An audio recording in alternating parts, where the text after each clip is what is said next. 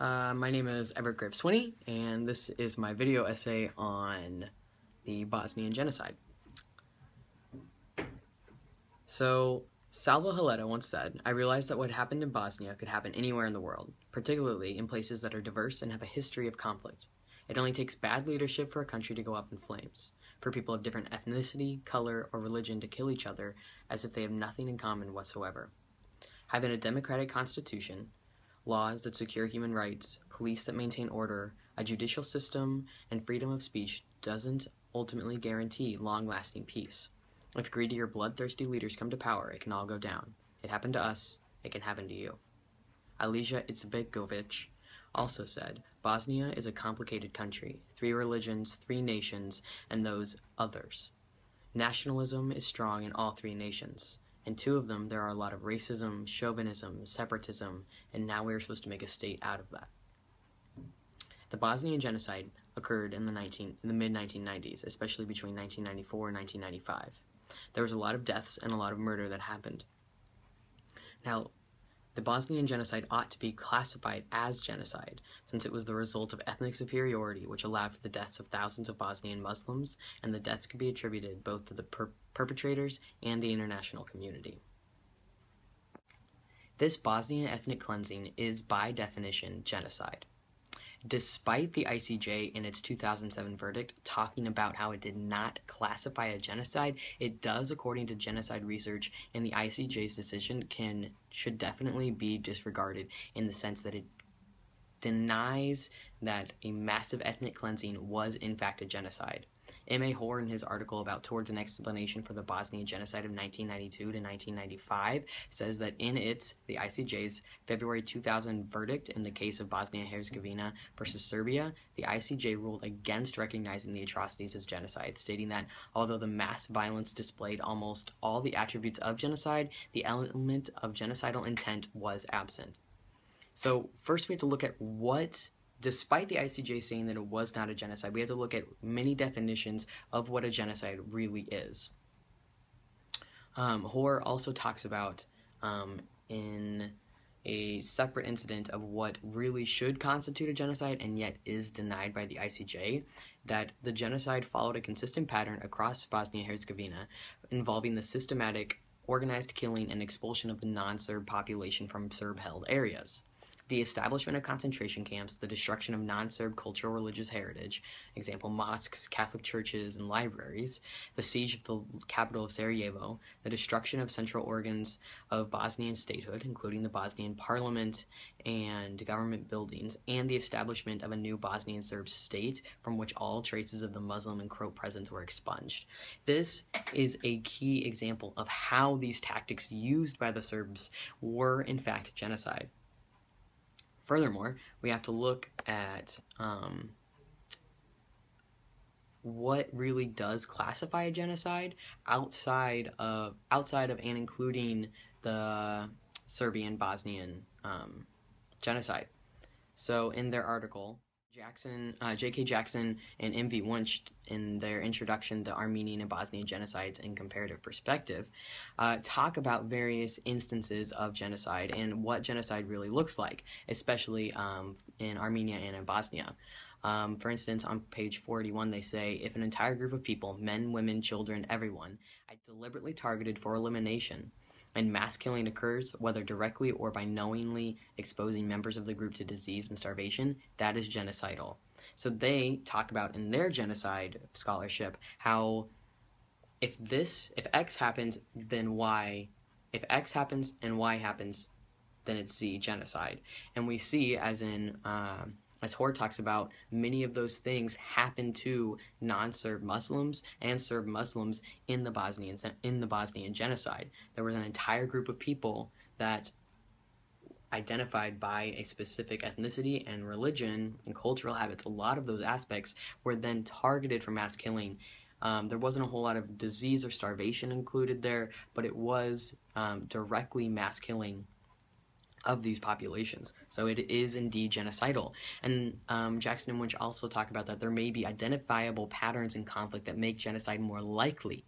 It is precisely through understanding these complex patterns and interactional factors that may make it possible to identify and prevent situations in which genocide has the potential to occur. And the international community failed to do that. That's going to be our third point later on, but I want to touch on that here, is that there was the option for prevention to occur because there are signs that things are going to happen once you start rallying and putting together certain populations. Furthermore, as looking at more solid definitions of what genocide is, Alexander Jokic, in his Transitional Justice and Genocide, Practical Ethics for Genocide Narratives, defines genocide in a way that I find really interesting and I think is really appropriate for this conversation about the Bosnian Genocide. Genocidalism, and which I defined as follows. 1. The purposeful neglect to attribute responsibility for genocide in cases when overwhelming evidence exists. And 2. The energetic attributions of genocide in less than clear cases without considering available and convincing opposing evidence and argumentation. The former manifestation is genocidalism of omission, while the latter is genocidalism of commission. Genocidalism is a widespread phenomenon in the current international justice discourse. So, by refusing to acknowledge genocide, the international community is actively participating in genocidalism. And if you have active genocidalism occurring, it perpetuates more genocide. Furthermore, Ryan Ash, in his Was Srebrenica a Genocide, talks about genocide was intended by Lemkin to signify the destruction of essential foundations of the life of national groups with the aim of annihilating the groups themselves. According to Lemkin, the Nazis used various techniques of genocide in 8 distinct fields: political, social, cultural, economic, biological, physical, religious, and moral. Of these 8 fields, however, physical genocide was more specifically endangering of health, and mass killings received the most international attention. So the other 7 fields classify genocide but are consistently ignored as genocide. So this happened very consistently in the Bosnian Genocide, and yet the ICJ continued in 2007 to deny that genocide happened because there wasn't enough evidence of a physical genocide occurring, that there wasn't enough mass killing that happened, yet all these other factors happened despite genocide being defined by scholarship as these things, and despite the United Nations and their Genocide Convention defining these things, which is what makes this Bosnian genocide in true and in fact a genocide despite what the ICJ said. The second argument I'm going to talk about is that the death of 8,000 approximately Bosnian Muslims at Srebrenica in 1995 was indeed the worst facet of the genocide. So in 1995, in Srebrenica, which is in Bosnia, there were over 8,000 Bosnian Muslims, mostly men, that were killed. M.A. Hoare talks again about this and how the genocide followed a consistent pattern across Bosnia-Herzegovina involving the systematic, organized killing and expulsion of the non-Serb population. And this happened especially in Srebrenica. This is where everything funneled into. Ash also talks about Srebrenica being a genocide because the facts surrounding the atrocities occurring in Srebrenica around July 1995 indicate that Bosnian Muslims were killed out of racial and national spite. Moreover, only a finding of genocide can truly illustrate to the international community that the right to life must be protected at all costs. The label of genocide is also appropriate for Srebrenica because crimes against humanity, another charge available to the prosecution, falls short of total physical destruction, which occurred in Srebrenica. Total physical destruction. Over 8,000 human lives were taken, minimum. And that's just a rough estimate because it's hard to gauge how many people actually die in situations like this. Honig talks about the fall of the UN-protected safe area of Srebrenica in July 1995 as a classic example of a crisis, and it seemed to erupt suddenly and was over in little more than a week. So these 8,000 deaths occurred in little over a week. We see much greater atrocities happening in Rwanda during this time, but it doesn't diminish the atrocities occurring in Srebrenica in one city in 1 week. Over 8,000 minimum men died. But mostly this area was able to survive until 1995. Honig talks about for 2 reasons. First, that the United Nations Security Council declared it a safe area on April 16, 1993, and stationed UN troops there. This meant that the conquest would involve the risk of significant international reaction against the Serbs. Second, the refugees and UN troops were, in effect, hostages. All in the enclave relied on Serb goodwill for their survival. As such, if need be, Srebrenica was a convenient pressure point to induce caution in the international community, in particular whenever the issue of tougher action against the Serbs arose. So initially it was supposed to be the safe area, the safe haven where everyone could go, which is what made it the perfect choke point for the Serbs to kill people, which they ended up doing in July 1995, and B, use as a way to enforce pressure on the international community in case they decided to step in even more, which after Srebrenica in 1995 they decided to do, but it wasn't until 8,000 people died and the UN troops were at risk that they decided to actually step in and end the conflict. And it is for these reasons that the death of these 8,000 Bosnian Muslims at Srebrenica in 1995 was one of the worst facets of the genocide, because the international community essentially forced all these people together because they had nowhere else to go and they thought that was the best option for them, and it turned out to be a choking point for the Serbs to kill these 8,000 people. And finally, my third argument is that the international community failed in assisting effectively in Bosnia and should take precautions to minimize the risk of future genocides. We see this especially a lot in Srebrenica, which is the main reason. And like going back to that Honig quote, that there are 2 points that this became such a big issue in Srebrenica is because all the people flooded there, and then it became a choke point for the Serbs to use, making the UN troops and all the people that had flooded there as refugees hostages. So it was partially the United Nations making this such a big deal that caused all these deaths.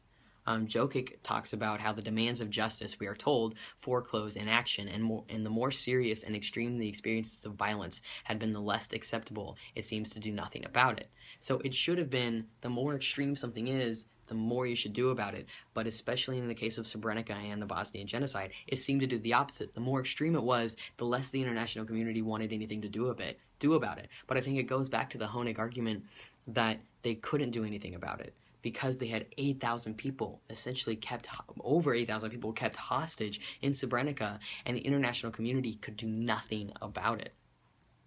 Jokic also talks about how the scholarly analysis of genocide may assist in turning the empty rhetoric of never again into a promise and a reality, because currently that was the feelings of the international community post-Holocaust, and yet we saw genocides continuing to occur in Armenia, in Bosnia, in Rwanda, in all these places where the international community wasn't doing anything about it despite making the promise that they ought to.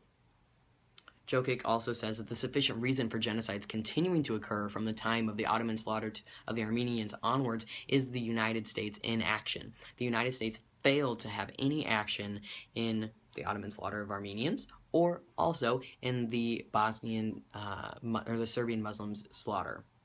And it is because of that inaction that thousands upon thousands upon thousands of individuals died because the United States didn't do anything about it.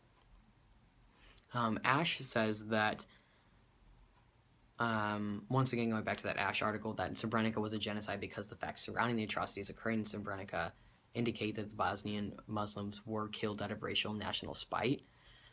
There was nothing that the international community was doing. Honig talks about the fall of the UN-protected safe area of Srebrenica in July 1995 is a classic example of a crisis. It seemed to erupt suddenly and was over in little more than a week, and yet the international community didn't do anything. Granted, it only happened in the short span of a week, but they still didn't do anything.